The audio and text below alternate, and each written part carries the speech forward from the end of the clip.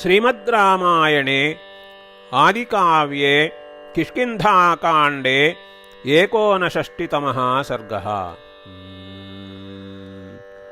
ततस्तदमृतास्वादं गृध्रराजेन भाषितं निशम्य मुदिताः हृष्टाः ते वचः प्लवगर्षभाः।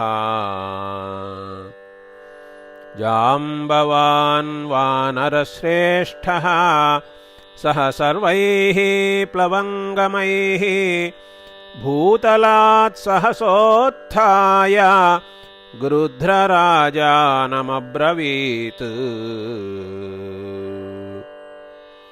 क्व सीता केन वा दृष्टा को वा हरति मैथिलीम् तदाख्यातु भवान् सर्वं गतिर्भव वनौकसाम्।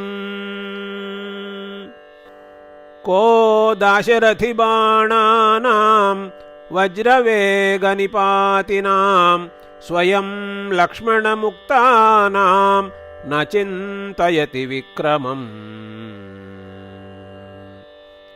स हरीन् प्रति संयुक्तान् सीताश्रुतिसमाहितान् पुनराश्वासयन् प्रीतः इदं वचनमब्रवीत्।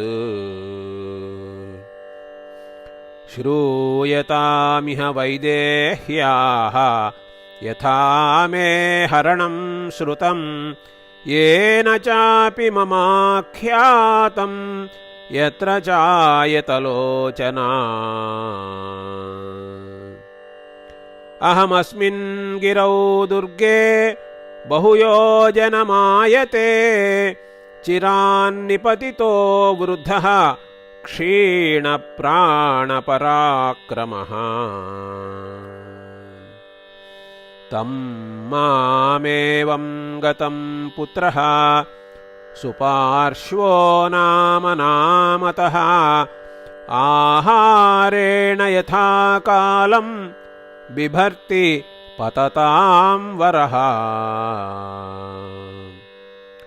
तीक्ष्णकामास्तु गन्धर्वाः तीक्ष्णकोपा भुजङ्गमाः मृगाणां तु भयं तीक्ष्णं ततः तीक्ष्णक्षुधा वयम्। स कदाचित् क्षुधार्तस्य ममाहाराभिकाङ्क्षिणः गतसूर्येह निप्राप्तः मम पुत्रो ह्यनामिषः। स मयाहारसंरोधात्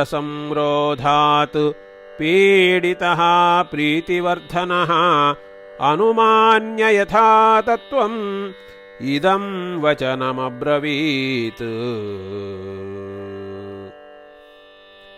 अहं तात यथा कालम् आमिषार्थी खमाप्लुतः महेन्द्रस्य गिरेर्द्वारम् आवृत्य सुसमाश्रितः।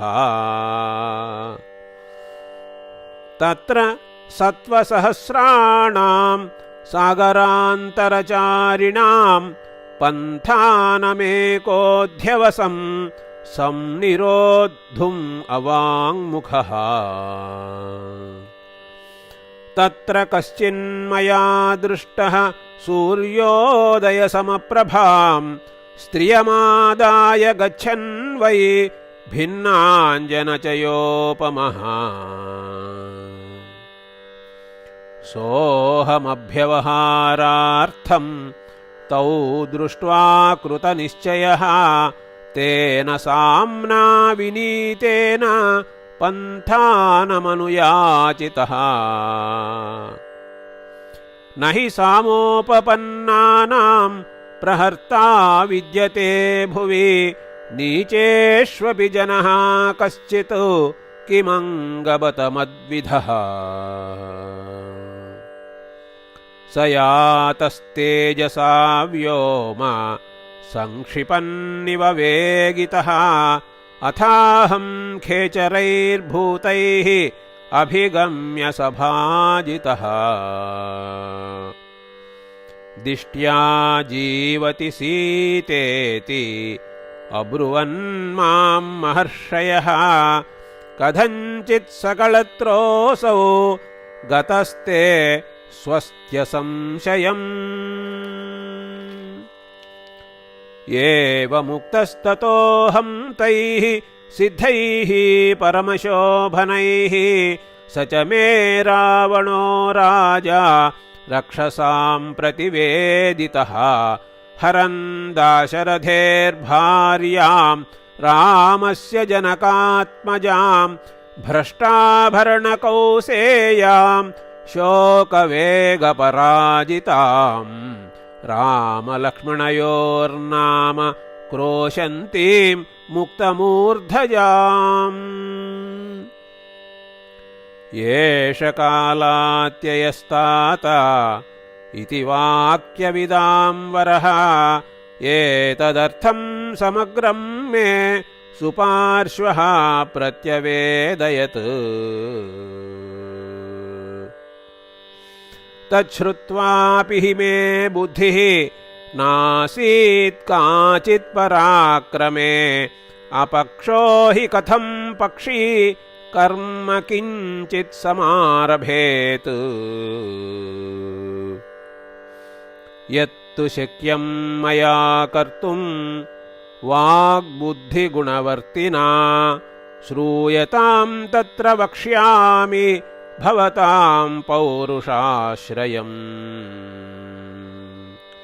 वाङ्मतिभ्यां हि सर्वेषां करिष्यामि प्रियं हि वः यद्धि दाशरथेः कार्यं मम तन्नात्र संशयः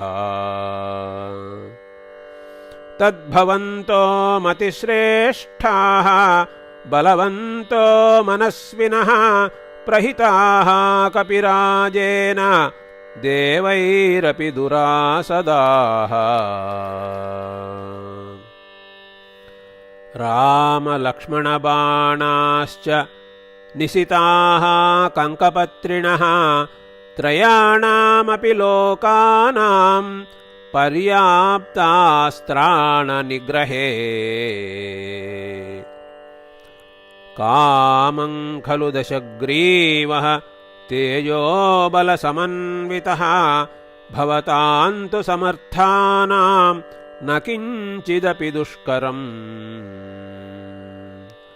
तदलं कालसङ्गेन क्रियतां बुद्धिनिश्चयः न हि कर्मसु सज्जन्ते बुद्धिमन्तो भवद्विधाः इति आर्षे श्रीमद्रामायणे वाल्मीकीये आदिकाव्ये किष्किन्धाकाण्डे 59तमः सर्गः।